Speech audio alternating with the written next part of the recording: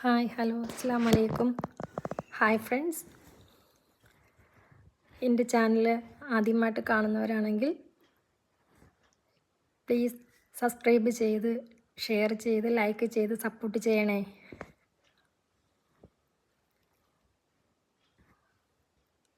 ആദ്യമായിട്ട് നമുക്കിന്ന്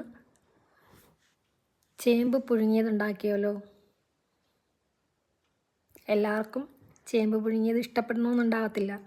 കാര്യം ഇപ്പോഴത്തെ കൊച്ചുങ്ങൾക്കൊന്നും ഇതൊന്നും വലിയ ഇഷ്ടമാകത്തില്ല എന്നാണ് തോന്നുന്നത്. പക്ഷേ ഏറ്റവും നല്ല ഗുണമുള്ള ഒരു സംഭവമാണ് ചേമ്പ്.